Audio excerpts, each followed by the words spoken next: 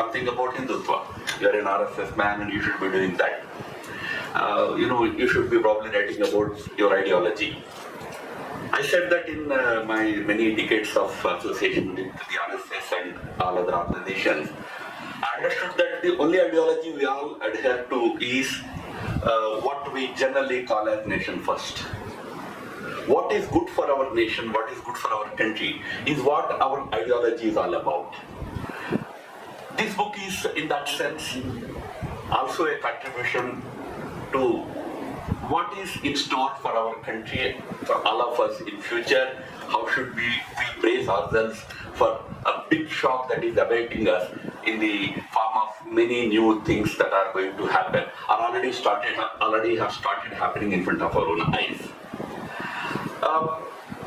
We all are familiar with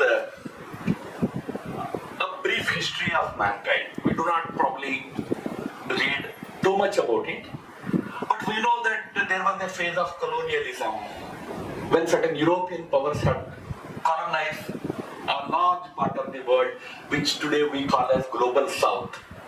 That was colonized for more than 2 centuries by European powers. We read about that era in our textbooks or elsewhere. We ourselves were a colonized nation until 1947. The British had colonized us. Subsequent to that, we hear about a world in which we all have lived for the last 75 years, basically after our independence. The era of colonization has ended. A new era of globalization has started. That era, which saw the rise of institutions, global institutions like the United Nations, World Bank, IMF, from there to the latest one, World Trade Organization, so many such global institutions, International Court of Justice, UNCLOS. That world we have seen. We all have lived in that world for the last so many decades. That world was a world where the Western powers played a dominant role. Dr. Ramesh talked about how USSR was also an important country in the last century. It was. But essentially it was important in the context of throwing a challenge to the US and the Western powers. Beyond that, it was not any big economic power or a big any other big power. It was definitely a big military power. It mastered certain technologies for some time. First 2-3 decades, it mastered space technology. It mastered certain defense technologies. But beyond that, its importance was limited in the world. Sooner than later, by 1980s, it started becoming very weak, and in early 90s, the Soviet Union collapsed. But all the while, the Western powers remained very influential. So much so that, probably in this audience, there won't be a single family which doesn't have one of their relatives living in Europe or America. If I ask you, do you have any relative in Russia or Soviet Union, you will say, no, sir, no, Baba, we would not have gone there. So that explains the difference. The world we lived in until now was heavily dominated by Western powers because they were economically prosperous, technologically advanced, and offered a kind of lifestyle, or what you can call as modern civilization, which was attractive to everybody. We all started following that lifestyle. Suit and tie became the norm in the whole world, entire world. Today, that order is changing. We are entering into a new world. Unknown to us, the world is very fast transforming into a totally different entity. Remember, history never moves at the same pace. Sometimes its pace will be excruciatingly slow. When we were in the British colonial rule, not we, probably hardly anybody in this audience would have seen British rule except a handful of you. But I have heard from our fathers, grandfathers, that it used to be such a painful history. Nobody Nobody knew when it would end. As if history had come to a standstill. Those phases also will be there in the life of a nation, of a people.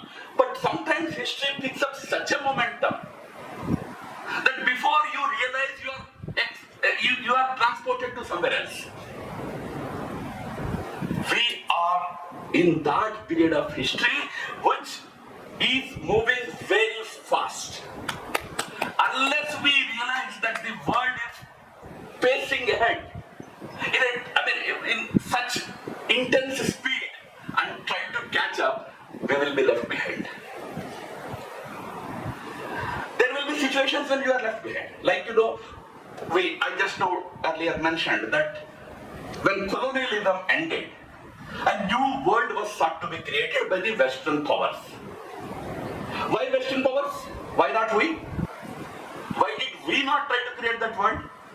Because we were essentially a slave nation at that time. We were under British rule. We just got our independence in 1947. It was around that time that the world was being reshaped in the mold of Western powers. We did not have much say in that. We did not have the chance to have a greater say in that because we were ourselves busy with our own work. In fact, very interestingly, when this United Nations Human Rights Commission was being formed in 1940s, in 1946-47, the process began. Ultimately, it was created in 1948. In 1946, while preparing to draft a set of fundamental rights for the entire humanity, that was the purpose of United Nations Human Rights Commission, to state or to enumerate certain rights as fundamental to any people, anywhere, whether you are in a democracy or a dictatorship or under a king's rule or something else, wherever you are, these rights cannot be taken away. Like that, certain fundamental rights had to be framed. See, the framers of those fundamental rights sent letters to 50 important people in the world. One of those who received that letter was Jawaharlal Nehru, who was our Prime Minister in 1946. He became Prime Minister in 1946 in the interim government. The letter said, we are trying to identify which rights should be incorporated in this chapter of human rights. Suggest what you think is appropriate to be incorporated, inserted, or included. Nehru said, I am very busy. I don't have time for all these things. We are about to become independent. I am busy with the work of my country. So all this, how to give you fundamental rights to all people in the world is none of my business. But I have a fellow in my country who has a lot of time. So I will forward this letter to that fellow. Who was that fellow? Gandhi. Nehru forwards that letter to Gandhi. Remember, Gandhi was busier than Nehru at that time. Gandhi was busy attending to people affected by communal violence. 1946 saw worst communal violence in the history of our country. Direct action in middle of August by Jinnah and Muslim League that had led to massive killings and all sorts of atrocities. So Gandhi was touring extensively to assuage the hurt feelings of the people, both Hindus and Muslims, even to Muslim areas also, even to Hindu areas also. But in spite of his hectic travel schedules and all, sitting in a train traveling, one day he writes a reply. His reply was, you see, my mother told me that you have no rights as a human. You only have duties. But if you perform your duties, the rights of all others will be automatically taken care of. Like, today is a Saturday, holiday. You have a right to spend this evening with your family, enjoy nice food at home or mostly outside. Nobody eats at home nowadays, especially on a weekend. But if I continue to speak for an hour and a half until 8:30, that right of yours will not be protected. What is needed for me is to understand my duty that I should let you go home by 8 o'clock. That is what Gandhi said. If everybody start to follow his duty, perform his duty, automatically all other rights are protected. But rights by themselves do not exist. That's what he said. It doesn't mean there are no rights. Rights apart from duties don't exist. This was a great contribution, but nobody took the message seriously. We only have fundamental rights, even in our constitution. We had fundamental rights as one full section from Article 14 to Article 36. But we did not have fundamental duties in our constitution until 1976. In 1976, through 42nd Amendment, Indira Gandhi had inserted the list of 10 fundamental duties of all of us. But the sad part or the travesty is that while fundamental rights are all the rights that we all have to enjoy, they are enforceable rights. Fundamental duties are not enforceable. I mean, if you don't do that, nobody is going to ask you anything. They're there just for the sake of, we are also talking about Gandhi's fundamental duties. But I'm not getting into that, but going back. So, when the world order was being made, we could not play any big role. Because a slave country won't have any respect. Nobody will care for your views. But this time, when the world is changing, situation is different. We are no longer a weak country. We are a strong country. We have a strong leadership, a visionary leadership. If today we fail to grasp this intensity of the change that is happening in front of our eyes and try to play a role in it, we will again be missing the bus. If the last world order was heavily influenced by the Western powers, failing of countries like India to play a role may lead to some other country taking lead in shaping the new world order. Because after all, somebody will get it. Who that somebody would be, it is not difficult to guess. It will be countries like China. That's the reason why it is important to understand what is happening in the world, grasp it quickly, and then also think, what should we do? That is also a patriotic dharma, according to me. This book of mine tried to address that one particular need. Understand where the world is going and see what we should do or what we can do. I, as an author, would naturally be very interested to tell a lot about the book. I would be happy also. But my publishers will be unhappy. If I disclose everything, you may not buy.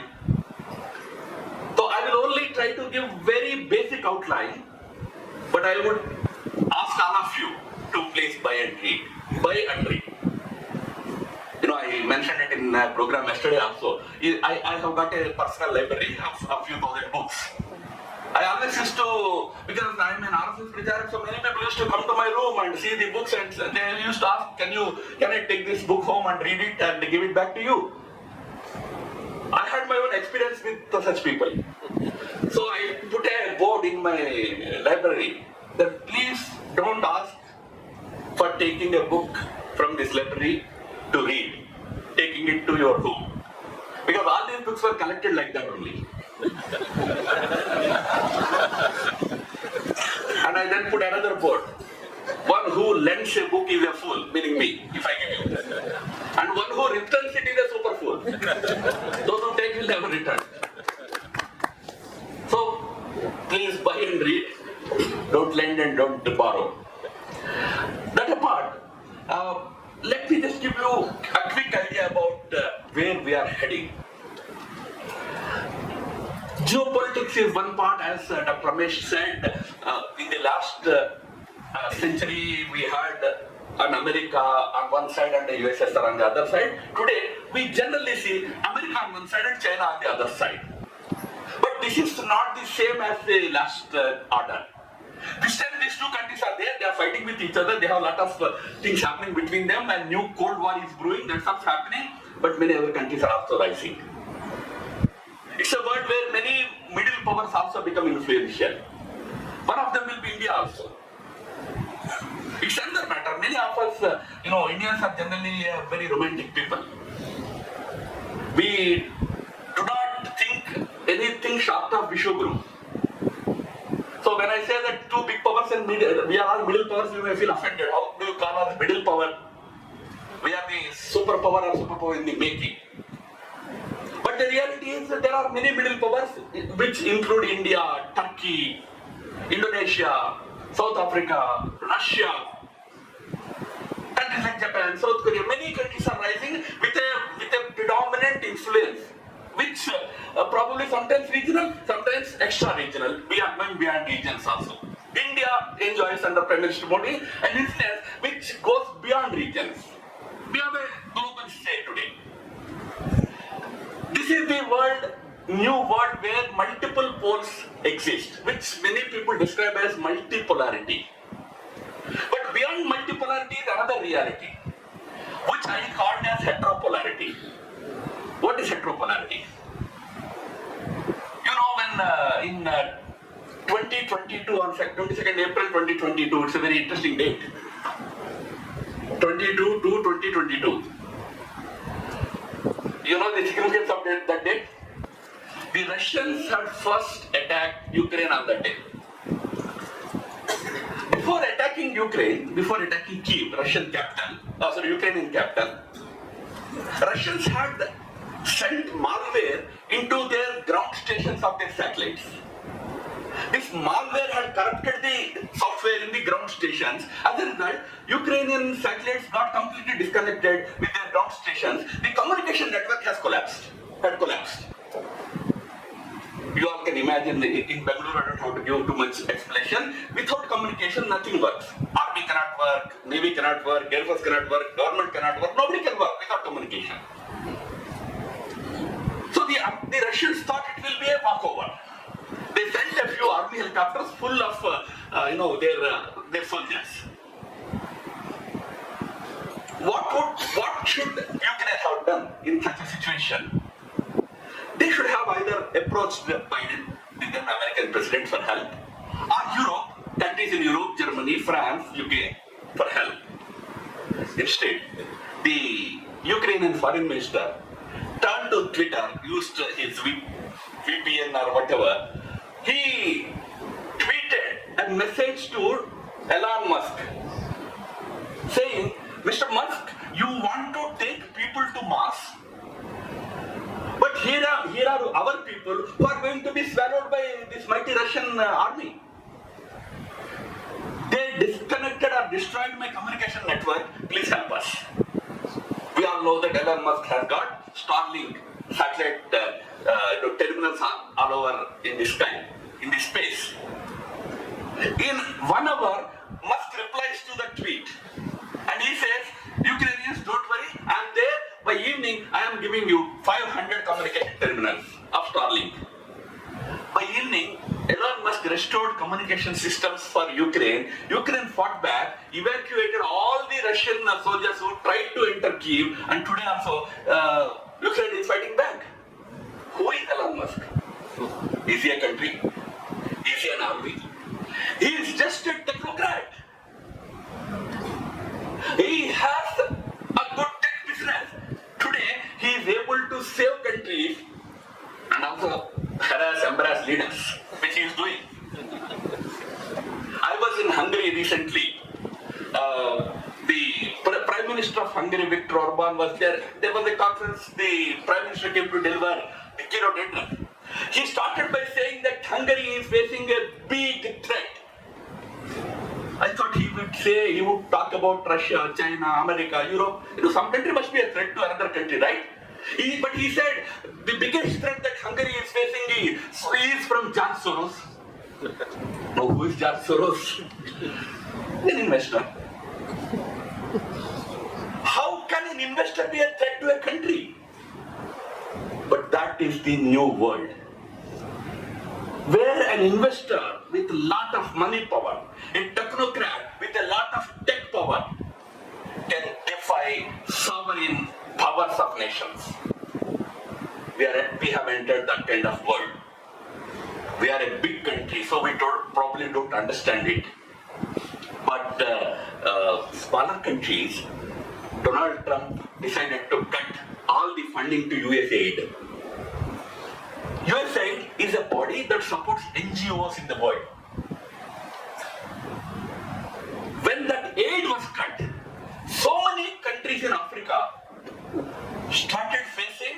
lot of problems. Problems with respect to food supply, milk supply, water supply, sanitation, because all that was being managed by NGOs. Today, NGOs can be a force. We all used to say that Taliban is a big terrorist organization, but Taliban is the ruler today in Afghanistan. We have read that ISIS is a big demonic terrorist force, but ISIS rules Syria today. So the terrorist, the NGO, the technocrat, the investor, they also can be a big pole, big power in this new order. That's what I said is the heteropolar reality. We are in a tech reality. Last century was about trade. Economy and trade drove nations to higher status. But in this century, technology and trade will drive nations to higher status. You may have a lot of money, but if you don't have the technological advancement, you have no role. Technology has become a key driver of the new world. So much so that deep tech areas like artificial intelligence, quantum, robotics, semiconductors, space, aerospace and defense, genetics and biotechnology, crypto, these 6-7 areas will be the determining areas for the future of mankind. You will be very soon seeing the emergence of a new kind of human who can be called a meta-human. Meta-humans are no longer the characters in a sci-fi movie. They will be a reality. Already in many countries, in fact in Europe, in some countries, including capital cities in some of the Western European countries, today the street policing is done by robots. Street policing. Humans will be taking a secondary role. Machines will be deciding, deciding things in the new order. One of my friends told me that one day he entered the office on a Monday morning and tried to log in. The computer said that your desk is changed. We assessed your performance last week. We found it lacking, so we are changing you to another department. He told me, "Yeah, this is a new thing now. There's nobody in front of me. If it was my senior manager, I would have picked up a quarrel with him. I would have filed a false case against him. But it is a machine which is saying your performance was assessed by me. I found you lacking in so and so. I'm shifting you to another table." Machines boss over men. Artificial intelligence today has reached a stage where it's no longer artificial, it is real. It has the ability to think real-time intelligence, which we still continue to call as artificial intelligence because we want to at least feel superior. We are no longer superior because the machines which are more intelligent than us. The only question that is bothering many in the world was today we have machines which are more intelligent. But do we create machines which are conscious also? Meaning, if you scold a machine, will it start crying? Or will it hit back? If you scold it, will it also scold you back? You can create such apps, as a young man, on my computer I used to have an ape, a monkey. Whenever I typed a wrong spelling on the computer, it used to jump up and down and say, you fool, wrong spelling. It was an app developed by some funny fellow.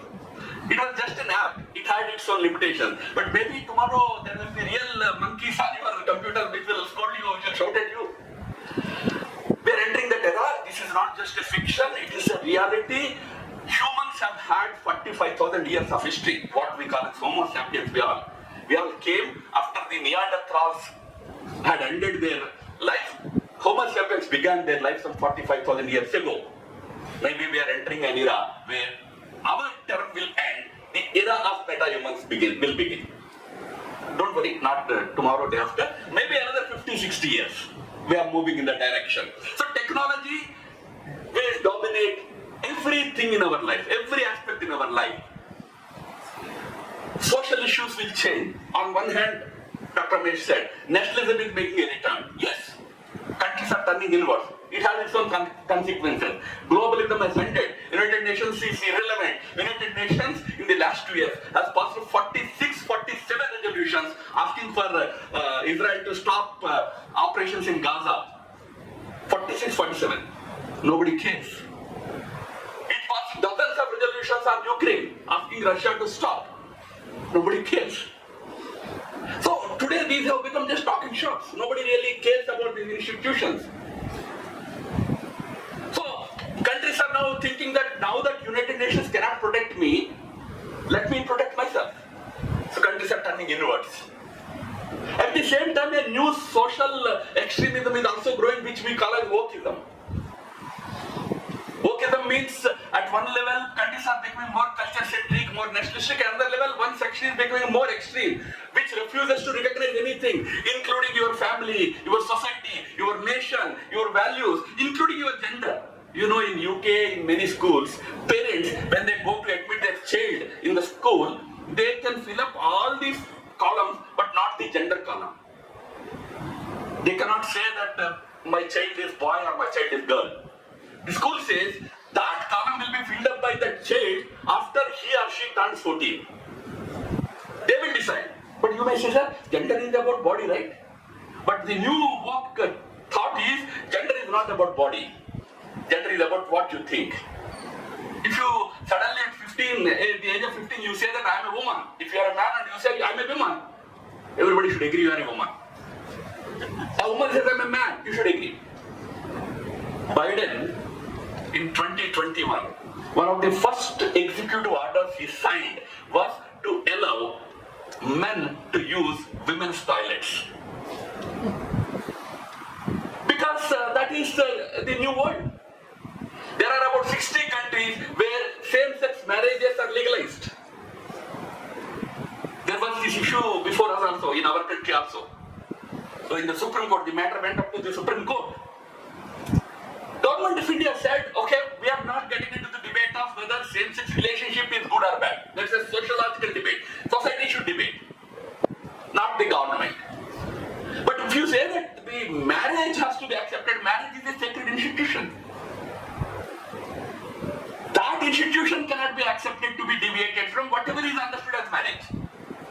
So our government said no to same-sex marriages, but not all countries. Many countries today legalized it. We are also entering into that kind of a world where such questions will come up. This is the kind of the world we are entering into. Are we prepared? Problem with us is we are a very romantic people. At one level we are very romantic, at another level we are quite lazy. We are ad hocists.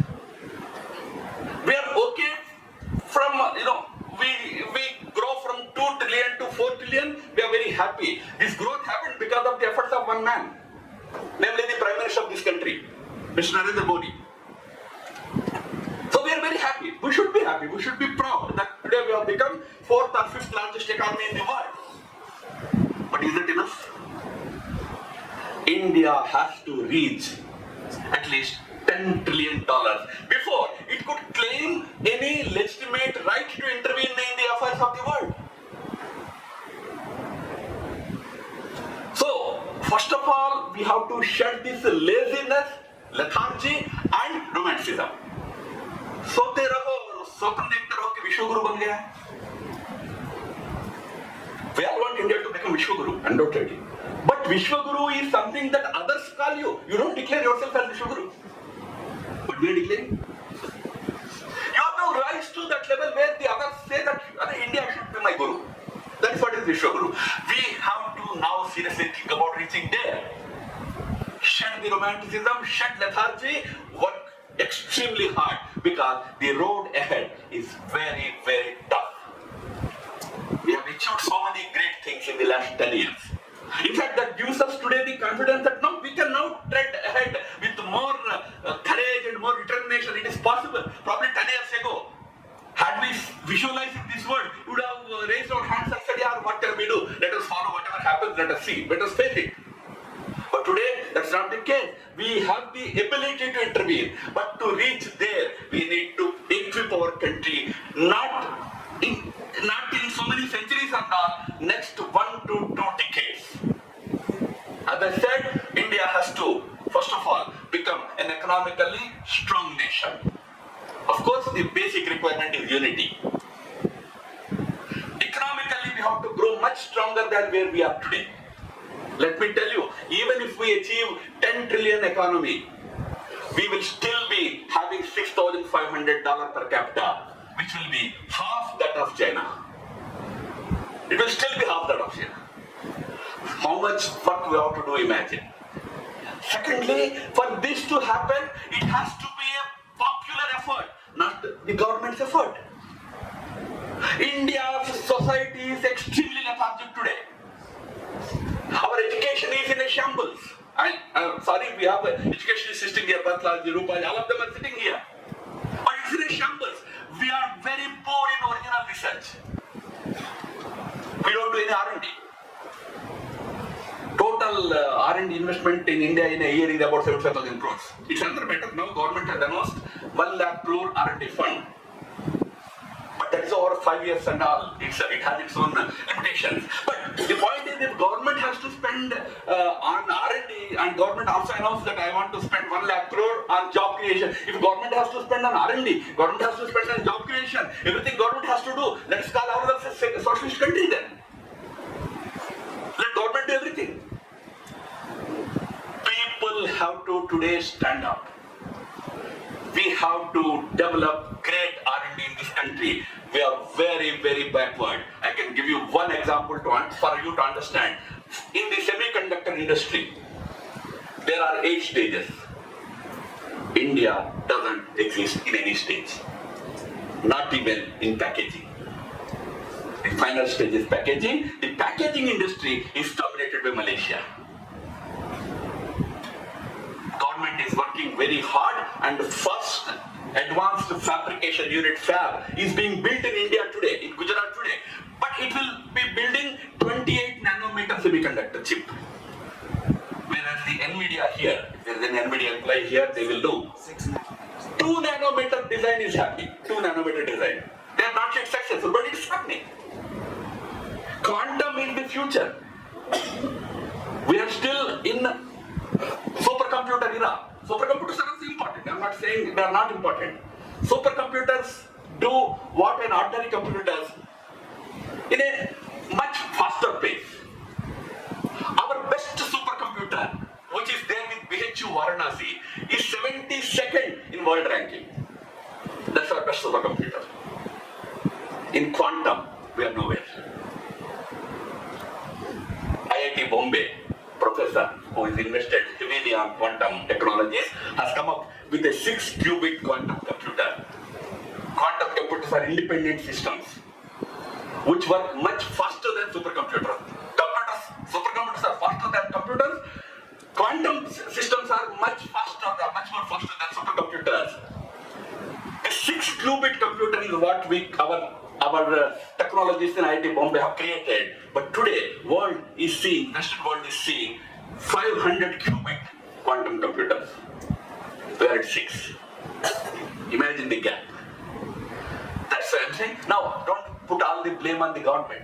Because of government, at least we have come this far. But where are our corporations? Where are our MNCs? Where are our tech giants? Except in fintech. Where have we created value in terms of our innovation? Fintech, yes. Digital public goods, yes. But where else are we? So India has to prepare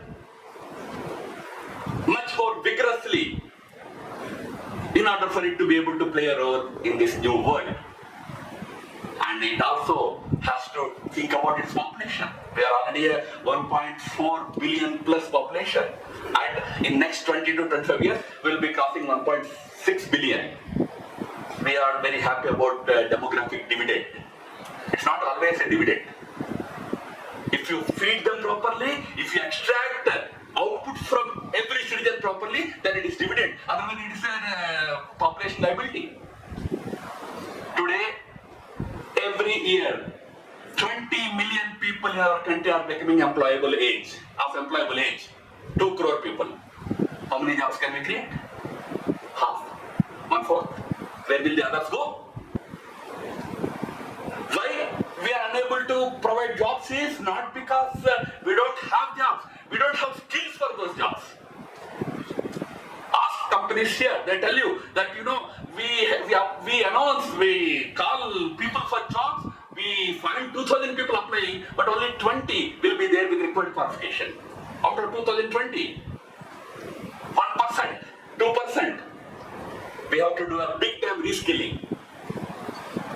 That's why activities like GCCs have to come in. We need to totally change this landscape of our economy, our technology, our trade, our training, our education, our innovation. The entire landscape has to change. Then we can really face this new world. While doing it, one thing we cannot overlook, and that is, while doing all this, remember that India has to stand up as a distinct entity. In the process, it should not be that we end up as a carbon copy of another European nation. India has to stand on its own identity. Because after all, when you become powerful, when you become influential, what is it that we want to do? We want to give that value system to the whole world. We should be holding that value system very dear to our heart. So you have to build Bharat, but you also have to build brand Bharat. This Bharat will be a distinct brand, not like any other European country. Just let me end by reminding to you, where today I mentioned earlier, that if we don't play a role, China will play a role. Meaning what? China is also like any other country, right?